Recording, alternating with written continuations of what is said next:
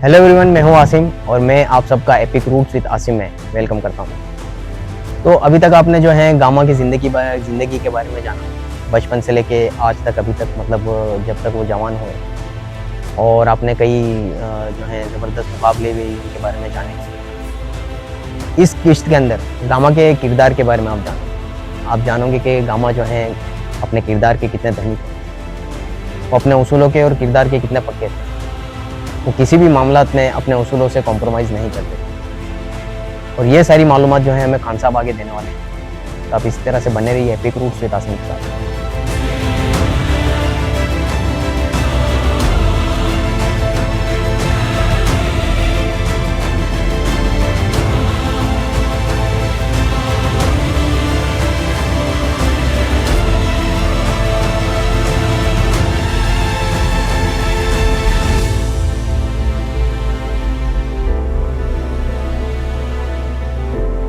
इंदौर के उस अजीमुशान मुकाबले में महाराजा शिवाजीराव होलकर ने गामा को 1 लाख रुपये नकद इनाम दिया, जो कि उस वक्त के लिहाज से वो बहुत बड़ी रकम थी।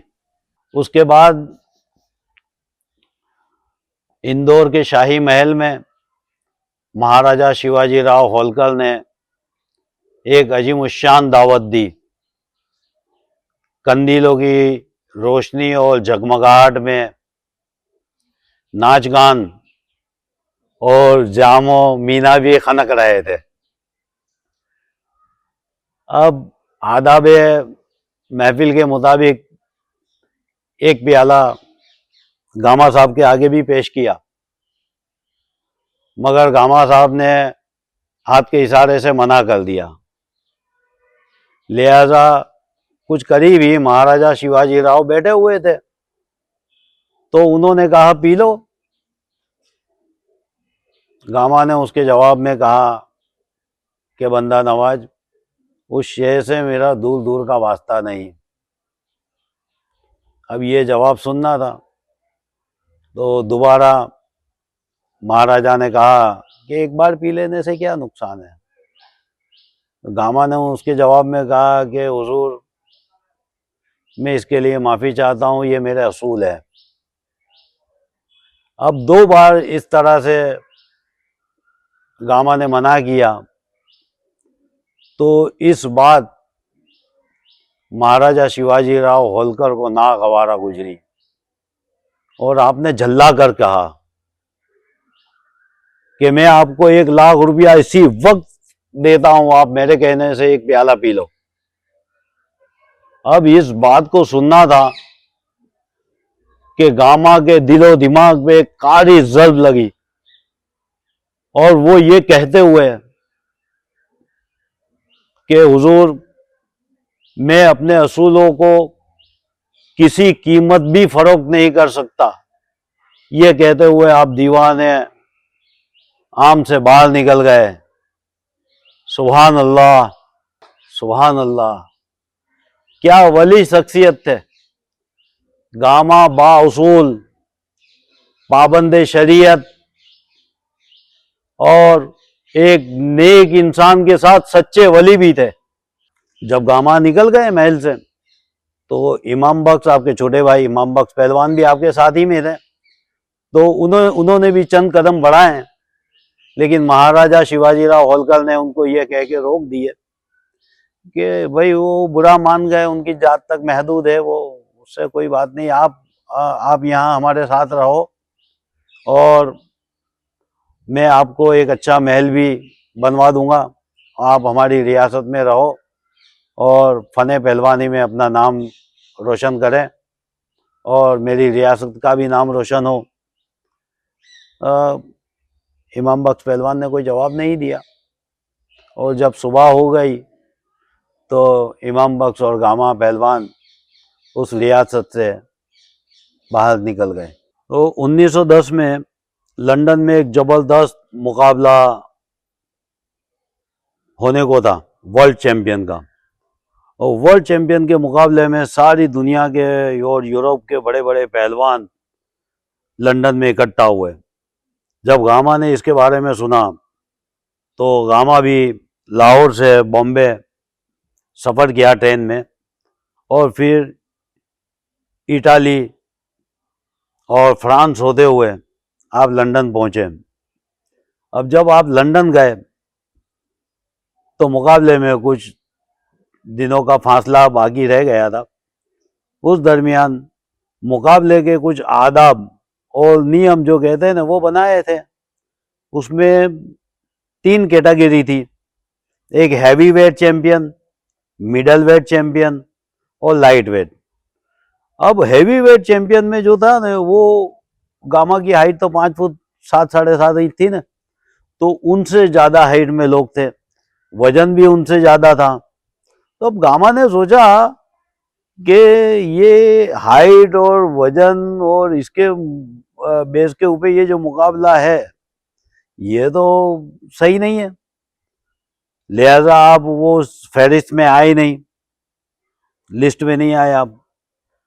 तो आपने बहुत सोचने के बाद में आपके मैनेजर को आपने तलब किया। अब मैनेजर को तलब करने के बाद में आपने ये कहा कि सारे लंदन के अखबार में इश्तिहार दे दो कि हिंदुस्तान का गामा पहलवान सारी दुनिया के पहलवानों को सिर्फ 5 मिनट में जेर कर सकता है। अब ये इश्तिहार आ गए अखबारों में, उसके ऊपर बड़ी नुक्ताचीनी भी हुई। कुछ लोगों ने यह भी कहा कि कोई सरफिरा होगा या किसी ने मजाक की होगी ये वो, लेकिन उस दौरान लंदन का एक अमीर तरीन शख्स जिसके 60 थिएटर्स थे, 60, और लंदन में भी और बाहर भी उसके थिएटर थे, जब उसकी नजर से ये अखबार की जो हेडलाइन है वो गुजरी कि भाई हिंदुस्तान से कोई पहलवान आए हैं और उन्होंने ये चैलेंज दिया है कि मैं सिर्फ 5 मिनट में दुनिया के किसी भी पहलवान को हरा सकता हूं, तो उन्होंने गामा साहब के साथ मुलाकात की और कहा कि आप मेरे थिएटर में कुश्ती का प्रोग्राम रखें, उसमें आप आए तो आपका भी जो मनसा है वो पूरा होगा और मैं आपको उसके एवज में 350 पाउंड दूंगा। अब उससे पहले गामा ने जो चैलेंज दिया था ना, वो आप सुनिए। गामा का चैलेंज ये था कि दुनिया का कोई भी पहलवान को मैं 5 मिनट में हरा दूंगा, और अगर वो पहलवान मुझे हरा देगा तो मैं उसको 5 पाउंड बतौर नजराना पेश करूंगा। अब ये मामला हुआ तो उसके थिएटर में कुश्तियां होने लगी। पहले दिन 1-2 कुश्ती हुई, उसमें उन्होंने पहलवानों को परास्त कर दिए। दूसरे दिन कुछ 6-7, अब जैसे कि थिएटर में प्रोग्राम होते हैं ना आज भी पिक्चरों में कि 12 से 3 का शो, 3 से 6 का शो, इस तरह से उस जमाने में भी ये होता था कि अलग अलग थिएटर के, और बाकायदा वो थिएटर का मालिक उनको पैसे देता था। तो ऐसे करते करते 200 पहलवानों को आपने उस थिएटर में एक के बाद एक परास्त कर दिए। अब रह गया ये जो आलमी मुकाबला वर्ल्ड चैंपियनशिप का। तो वर्ल्ड चैंपियनशिप में जो पहलवान थे वो तकरीबन मेरे ख्याल से कुछ 10 के 11 पहलवान बाकी रह गए थे। अब सिर्फ हैवी वेट पहलवान जो थे उनका मुकाबला बाकी था, और उस हैवी वेट पहलवानों में जो भी जीत जाता उसको रुस्तम जमा का खिताब मिलना था और एक बेल्ट इनाम में मिलना था। अब उस वक्त ये था कि हिंदुस्तान जो है वो ब्रिटेन के मातहत था, इसलिए हिंदुस्तानियों की कोई भी अच्छी चीज को वो दरगुजर तो करते ही, लेकिन साथ में इल्जाम भी लगा देते। तो अब गामा पे भी ये इल्जाम लगाया आपने कि गामा जो है वो जादूगर है, तो गामा ने इस बात का बड़ा माकूल जवाब दिया कि हाँ, मैं जादूगर हूं, लेकिन अपने फन का जादूगर हूं। अगर आप भी इसी तरह से बनना चाहते हैं तो आप मेरे असूलों को और मेरे किरदार को फॉलो करें। माशाअल्लाह, क्या जवाब था। उसी दौरान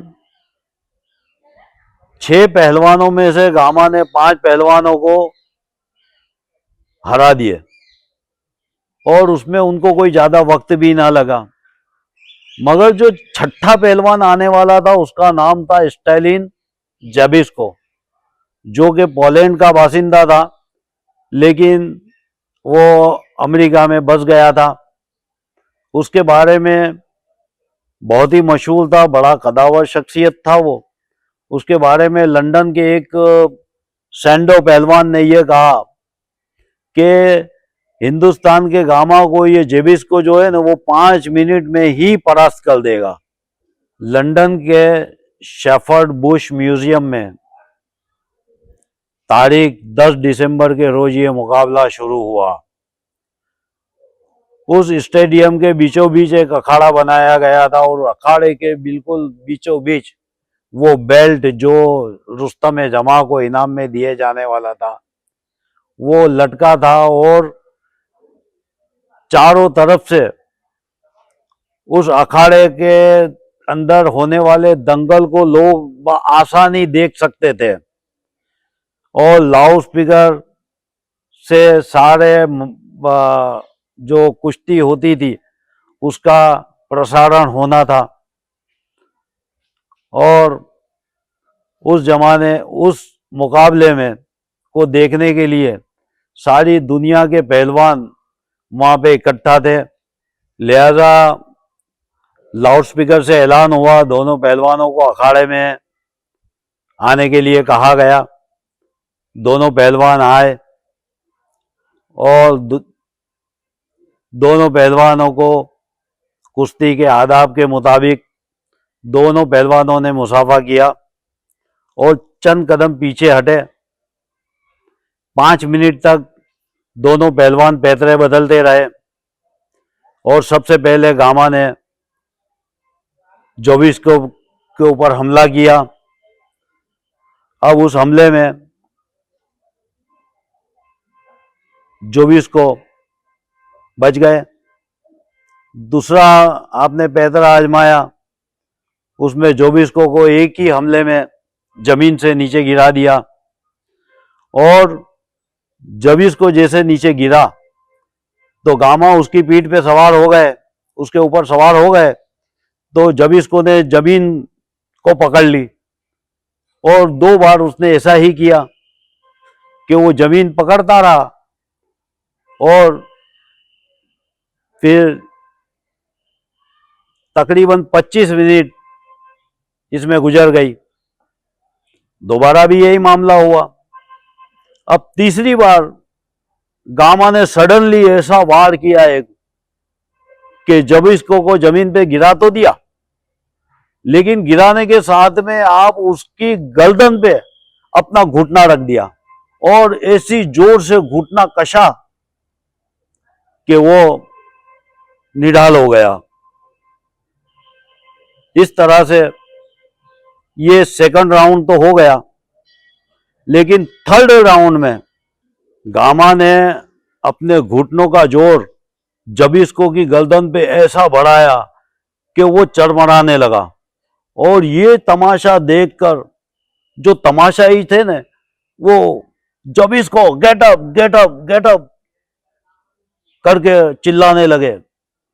अब गामा का जो घुटनों का जो जोर था उसकी गर्दन पे वो इतना जबरदस्त था कि इतना भारी भरकम पहलवान वो जमीन से उठ ना सका। अब ये मुकाबला टोटल चला 2 घंटे और 37 मिनट। अब उस मुकाबले के हारने की कगार पर था वो ज़ेबिस्को, तो उसने रेफरी से अपील की कि अगले हफ्ते ये मुकाबला रखा जावे और मैं इस मुकाबले का अगले हफ्ते जवाब दूंगा। तो फिर रेफरी ने हाथ बता के उस मुकाबले को रोक दिया।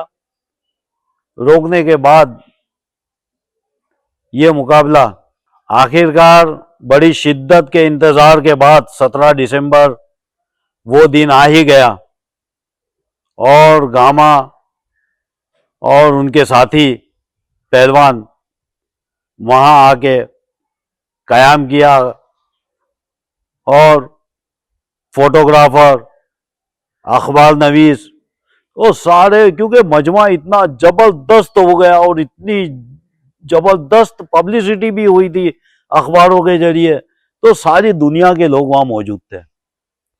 अब ऐलान हुआ, गामा बराबर 2:30 बजे आ गए, लेकिन कुश्ती के लिए अखाड़े में आने के लिए जेबिस्को का नाम पुकारा गया कि जेबिस्को हाजिर हो और गामा के साथ मुकाबला करें आप। लेकिन बार बार अनाउंस करने के बाद जेबिस्को वहां नहीं आ सका, वो गैर हाजिर रहा और गैर हाजिर रहने की उसने वजह भी नहीं बताई थी वहां। इसलिए इतनी बड़ी मीडिया के सामने अखबार नवीस थे, फोटोग्राफर थे, उनके सामने रेफरी ने गामा का एक हाथ हवा में लहरा के उनको वर्ल्ड चैंपियन का खिताब दिया और वो जो पटा जो था बेल्ट, वो उनको इनाम में दिया गया। लिहाजा गामा पहलवान अब रुस्तमे जमा है।